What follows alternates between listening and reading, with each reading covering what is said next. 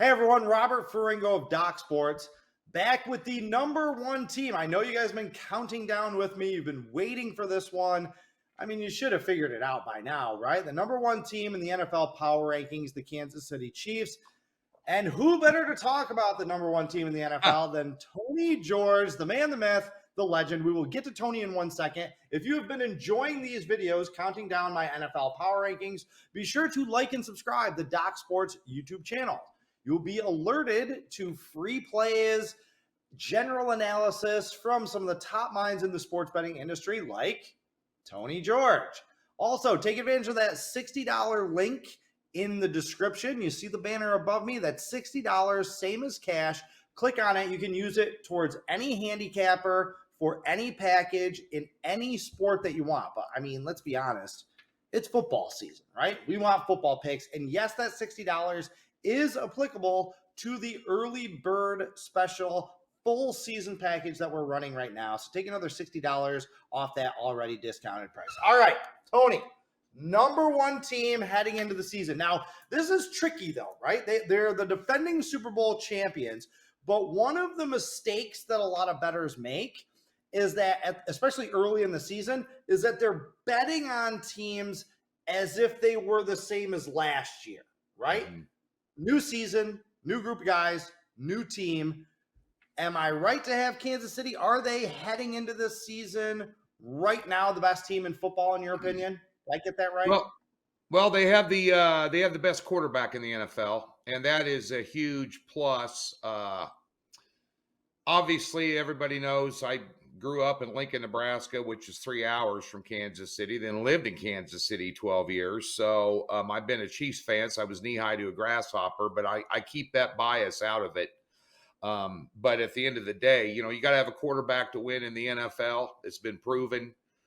This team is, it's just unbelievable what they've accomplished when Patrick Mahomes took over. And they were rolling 2 years before he took over. The last 5 years, they won the AFC West. They've won 7 straight AFC West titles. Patrick Mahomes is 27-3 as a starter against the AFC West. The Denver Broncos have never beat him. The Raiders beat him once, and the Chargers beat him twice. And, one thing when you look at NFL power ratings and you look at season win totals, you want to look at the division. The teams are going to play twice. And they've dominated those teams. And I believe, Robert, if you took a calculator and added up all the money that the 3 other teams in this division have spent the last 3 or 4 years, trying to catch them and beat them, it's really hard to knock them down a notch. Last year, all the hype was they can't win without Tyreek Hill. He's what made Patrick Mahomes go, breaking loose. And their offense was actually better last year, ranking-wise, than it was the previous year with Tyreek Hill. And, of course, returning AFC West champion, NFL Super Bowl champion, awfully hard to repeat in this day and age, Robert. But until somebody knocks them off, their chief rivals are going to be the Bills and the Bengals. I mean, if you look at the power ratings right now, and Buffalo can't seem to win the big one, and Cincinnati, has kind of got Kansas City's number, but KC got them, last season and when it counted. So until somebody knocks them off, I think they're the best team in the league. They're definitely going to be favored. If you look at the power ratings, and I know you have your own set of power ratings. I've been watching some of your videos, Robert, but if you take a look at the power ratings, let's just take a respected source, including mine. Right now, if you look at division opponents, Kansas City's on the power ratings begin the season. Denver, they're -7. The Chargers, they're -5.5. And the Raiders, they're -7.5 in their division. So, is somebody going to jump up and beat them this year? I think the Chargers might have the best chance, but, they have a tough schedule, obviously being a Super Bowl champion, but, they got 3 running backs that can start for anybody. Pacheco was a hell of a surprise last year as a 5th-round draft pick. Andy Reid knows how to find players late in the draft, and he's kind of like a Bill Belichick, gets more out of less than what people think. And, they were 11th in total defense last year and second in sacks in the NFL, and that's respectable numbers with your number one scoring team in the NFL. Yeah. Is someone going to catch them in the West this year? No. I think the answer is no. I think looking at the AFC more broadly, the AFC's loaded. There's any one of, let's say, 6 teams that if they came out of the AFC and went and represented them in the Super Bowl, I'd be like, oh yeah, that makes sense. I could see that. So I don't think that their main rivals are within their division. Although I will say, I actually think Denver is going to be more competition for them. I'm just a big believer in Sean Payton. I think that, he's getting dragged for what he said about Nathaniel Hack last year. He was right. That was one of the worst coaching jobs in NFL history or that I've ever seen. So if you're telling me that Denver has a top 10 defense, which they had last year, a top 5 or 10 head coach in Sean Payton, which they have, and if they reloaded and restocked that offensive line, so if they can kind of get that offense going, then I think that I will put them ahead of the Chargers. The Chargers are the team that everyone wants to talk about coming into every season. When do they actually do it, though? When do they actually do it? Like, the idea of the Chargers being this elite team is a lot further from reality than what they can actually do. So Kansas City's going to dominate that division, but I think they're going to have trouble with some of those other top teams in the AFC. Who do you think poses the biggest threat out of, let's say, the Jets, the Ravens? I still think the Steelers are going to be very good. Cincinnati, Buffalo. Who do you think matches up best with this Kansas City team? I think Cincinnati. Cincinnati followed closely by Buffalo. If Burrow's healthy, hopefully, for the sake of football, he gets over that calf injury and is able to, start game one and stay healthy. He hasn't been totally healthy since he got in the NFL. He's always got something. I don't think he's ever played a preseason game because he's got hurt in camp and this, that, and the other. But, they've proven that they can beat Kansas City. They beat them in an AFC title game at Arrowhead. They've beaten them badly in Cincinnati. They've embarrassed them at some point. And I think Cincinnati's kind of their Achilles heel. Buffalo, great regular season football team. Great regular season football team. You get them in the postseason, they can't win the big one yet. Josh Allen tries to do too much still. Maybe he's going to get disciplined and learn not to try and carry the whole thing on his back and force plays. And the thing about you mentioned the Chargers, they're loaded on paper, but their head coach sucks. You were talking about Sean Payton being a top coach. Well, the Chargers coach is kind of a bottom feeder. He's bottom 5 in my opinion. And that being said, too, I'm not sold on Josh McDaniel being a great head coach. He hasn't done jack crap since he's been in the league. He sucked at Denver. He had to go back under Belichick's wing, and last year was kind of a disaster for the Raiders, and they used Derek Carr as a scapegoat, and I don't think they're going to be any better with Garoppolo. Now they're having trouble getting their running back on the field, which makes that whole team go. He wants a bunch of money. Jacobs does. He's a stud, but, running backs anymore in this league are a dime a dozen with the way these offenses are set up, Bobby. Yeah, I agree with you 100%. And Josh Jacobs, he's going to get hurt even if he does come back. He had almost 400 touches last year. You see running backs that carry the load that much one season, they get hurt the next year. It's not looking good. Okay, let's take a step back with Kansas City, though. All right, let's go back to the Super Bowl because I still say, and I feel pretty confident in this, I don't feel like they were the better team on the field that day. They won that game. They made the big play. The fumble return for the touchdown completely changed the tenor of that game. That defensive penalty, and it was a penalty. The corner admitted it was a penalty. But you take those 2 plays out of that game, I think Philadelphia wins a Super Bowl. I felt like they were the better team in that game. And if that were the case, I feel like the whole conversation about Kansas City heading into this season would be a lot different, right? At this point, it wouldn't be about, them cementing their legacy among the all-time greats by winning that 3rd championship. It'd be like, hey, is Andy Reid squandering Patrick Mahomes' career here, his prime? They've only won 1. Are they going to win? All that stuff has a way of snowballing and getting people's head.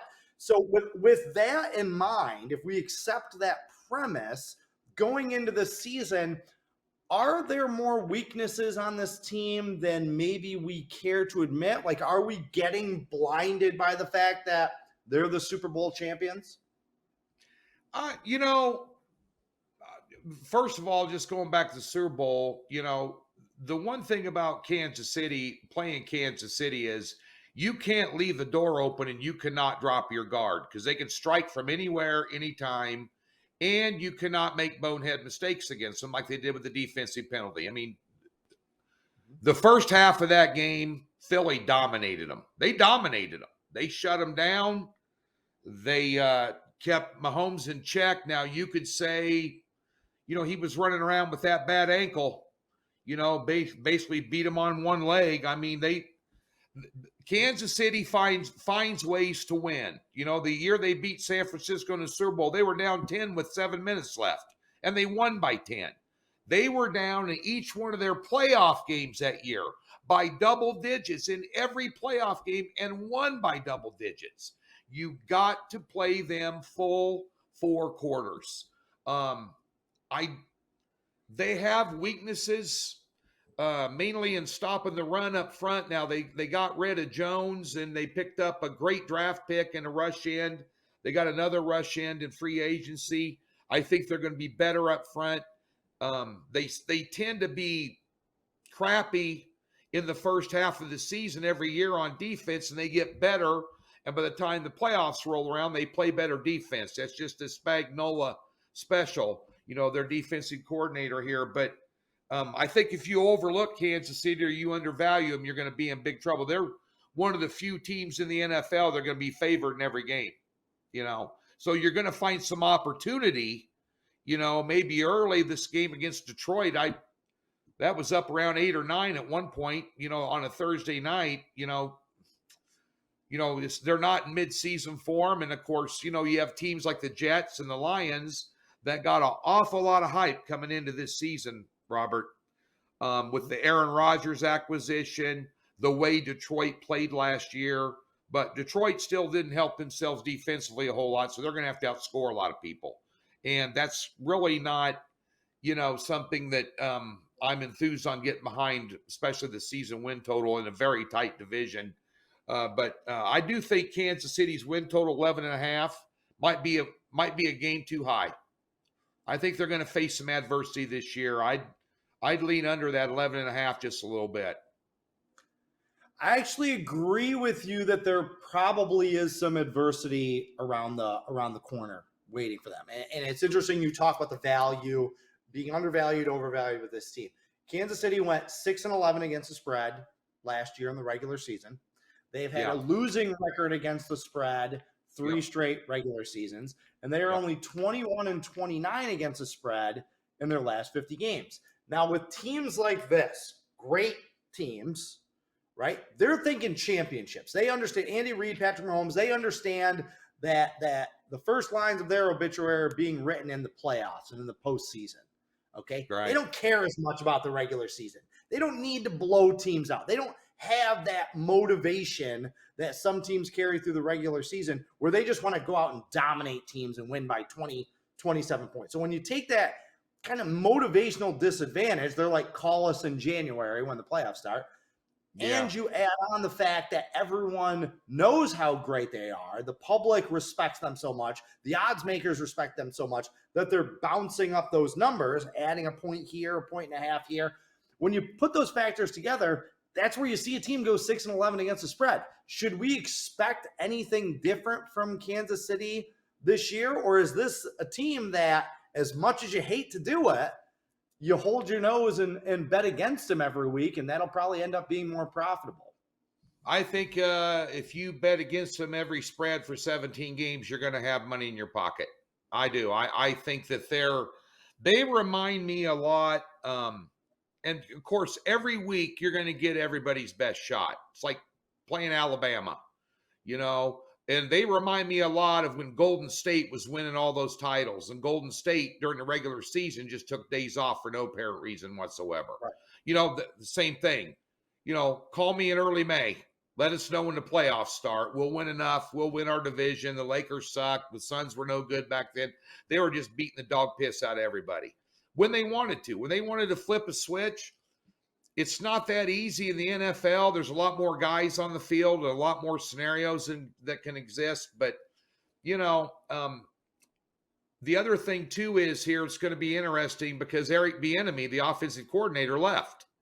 You know, so Andy Reid's going to be doing almost, if not all, the play calling this year, where last year was kind of a split duty. So, you know, there might be a little bit of flux, so to speak, in that scenario. But I don't think Kansas City, as you said, sometimes to me, unless they're playing Buffalo, Cincinnati, you know, whenever they play the Raiders, they blew out the Raiders every time they played them last year. Huge. That's their chief rival, not Denver, not the Chargers. I've been a Chiefs fan my whole life. The Raiders is like Alabama, Auburn, you know, old Nebraska, Oklahoma, Miami taking on Florida State. They hate each other. One can be 11-1, the other could be 1-11. You're going to have yourselves a dogfight. You know, that's what happens, you know, with them and the Raiders. They get up for them. They get up for games like that, and they overlook other games. They just do enough to win. And I think you're going to find some opportunity against the spread against Kansas City when it gets over 5 or 6 points. Yeah, I agree with you. Also, looking at that schedule, Kansas City, you know, they have 2 Monday Night Football games. They have 2 Thursday Night Football games. They have a trip to Germany. They do play in a tough division. They have dominated those teams. But there is some talent in the AFC West. The AFC in general is loaded, but there's still some guys that can play. They have to play the Bengals. They have to play the Bills. Are they going to be able to survive that schedule? Kind of logistically, are they going to be able to make it with those short weeks, those letdown situations after a rivalry game? How do you see them navigating that? It's nothing new. They've had difficult schedules in the past, but this one looks particularly brutal. Yeah, it's attrition. You know, I'm always wary about betting season win totals, you know, with teams that are, you know, quarterback dependent. You know, you wouldn't want to be holding the futures ticket on the over 11.5 with Kansas City for $1,000, and then the 4th game of the season, you know, Mahomes goes down for 5 games. You're not going to win that ticket, you know. So with the type of schedule they have, and also the type of player that Mahomes is, you know, he runs around. He's not afraid to take on tacklers. He doesn't slide, you know, something that also a Josh Allen doesn't do. He'll take on a tackler, more so than Mahomes, actually. But you worry about teams with mobile quarterbacks that make their team go about attrition with a schedule like that. And, you know, thing about anybody starting in the NFL, I don't care whether you're playing for the Bears, the Texans, some of the worst teams, you're a baller. If you're starting in the NFL, you're one of the best 32 players at that position in the entire universe. No win comes easy, period. You know, and when you're on top of the mountain and you have the pressure and the expectations to win and the expectations to perform at the salary you're being paid, there's going to be mistakes made. There's going to be, you know, that eye of the tiger they don't have every game, going to catch up with them sooner or later. They've been getting by with it, but I think the noose is going to get tighter for them. I think it's going to be, is it possible for them to get to a 5th or 6th AFC championship game in a row or whatever it is? It's possible. I think it's more possible for them to win a division title this year than it is to win an AFC championship, but they're definitely going to be in the conversation. But I think they're going to take their lumps along the way this year. They beat their Pythagorean wins expectation by 2.6 games last year, which means that they were a little bit closer to being an 11 or 12 win team than what they actually ended up. And historically, there have only been 30 teams in NFL history that have won 14 or more regular season games. Okay. Those 30 teams have, on average, only won 10.8 games the following year. So usually come back and win right at 11 games. So you mentioned that their season win total is at 11.5. you feel like it's a little bit high. So we have all that. We're in agreement on that this is the number one team, but there's some red flags. Now, I almost feel silly having to defend them a little bit, but then you go back and you say, hey, look, Andy Reid has beaten his Las Vegas season win total 9 out of the 10 years that he's been with Kansas City. Mahomes is 64-16 as a starter, and they have won 12 or more games in 6 of the last 7 years. So can the argument be made that maybe they are still being a little bit undervalued and that maybe that number should be a hard 12 or a 12 and a half? If you had this team back in the 90s, like when San Francisco was a dynasty and racking up all those wins and stuff, yeah, I'd say, they're a dynasty and they're going to continue. But in this day and age with, free agency and so much more better athletes in the NFL, I think it's just very difficult to be, quote unquote, tabbed a dynasty. 64-16. Obviously, Patrick Mahomes is just a special player, but they only go as far as he goes. Really, he's that any team that got past the first round of the playoffs last year had an absolute freaking stud at quarterback. I mean, Jacksonville gave him a ball game. With Lawrence, under the tutelage of Peterson, panned out to, I think they're a little bit overhyped this year, and I think Tennessee's underhyped in that division. But you saw the cream rise to the top with good coaching, and I just, I think Reid is just a hell of a play caller and very innovative, and they seem to have a lot of fun as a team. They always have like one trick play a game and this, that, and the other. They seem to keep it spicy year round, but I think it's just so difficult with as much parity as there is in this league. You take a look at the top 5 or 6 ranked power teams with Kansas City sitting on top of the power rankings. There's 3 points difference between all of them. So, they're not that much better than everybody else. Sure. They just have that it factor with Mahomes and Kelsey and, Pacheco, McKinnon, Edwards-Helaire. I mean, they're stacked 3 deep at running back. And all these guys can catch the ball out of the backfield. Andy Reid calls the type of offense that's very difficult to defend. They plug in wide receivers, get rid of Tyreek Hill, plug them in, spread the ball around a little bit more. When Mahomes is putting the ball right here, it's hard not to catch it. Right? Yeah. Right. Okay. I look at Mahomes and Reid, and I look at this. I've seen this before, right? You have as well with some of these great dynasties. But when Peyton Manning had it rolling with the Colts, they would beat their season win total every single year. Didn't matter if it was 11.5. If they put it 11.5, they win 12 games. They put it 12.5, they win 13 or 14 games. Same thing with Tom Brady. Okay, no matter where you set the bar, you thought you set it high enough, they would just beat that season win total. That is why I'm with you. I don't see a ton of value here. This isn't going to be one of my top futures plays. I have 4 futures plays that I absolutely love, including my 8-unit top futures play, which I'm 8-0 on the last 8 times I have released. Love one of them. Don't love this. But I feel like if I'm going to be wrong about the Chiefs, it's going to be because they came up short. I don't want to be the guy that's out in front being like, this is the year they get tripped up and they only win 10 games. No, I would rather, if I had $1,000 to put on it, I'd rather say, you know what?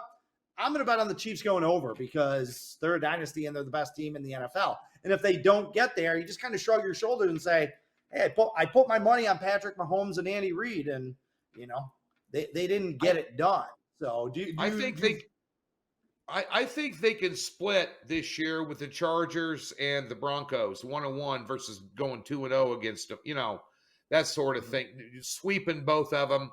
I think they're going to have a couple of division losses. I'm not sold on the Raiders. I mean, I live out here in Vegas now, so anytime I wear Chiefs gear, I get just pummeled at the bar. And I always tell them, well, if my team was 1-9 against another team, I'd be bitter too. But at the end of the day, I just think I think 11-6 would be a solid record for them. 12-5 is not out of the realm of possibility. I just think there's going to be some losses in there this year. I don't think they're going to. It doesn't take long for teams anymore to figure other teams out. Now, Cincinnati's kind of figured them out. The Colts beat the piss out of them last year. They're going to have a game like that too out of nowhere. We're laying 11 or 9 and we go on the road and we get skunked, just beat up by one of the worst teams in the league, So there's going to be one or two of those. And I think they're going to struggle in division. And I'll tell you what, you mentioned the schedule. Last time I checked, Bobby, crazy things happen on Monday and Thursday nights. And they're involved in 4 of those games this year. So, expect the unexpected, and the best value on them is to fade them when they're laying over 5 or 6 points. That's the best value on Kansas City, not the season win total. I would bet them to win the division, but it's too chalky. All right, folks, he's Tony George. He's one of the best in the business. Thank you very much for coming on. I really appreciate your insight. Hopefully all of you viewers have enjoyed it as well as the other videos counting down my NFL power rankings. Tony, I know you feel me on this. We're ready, man. We are ready for another big football season, ready for another great football season. Good luck to you and all of your backers. And to everyone else out there watching, carpe diem and good luck.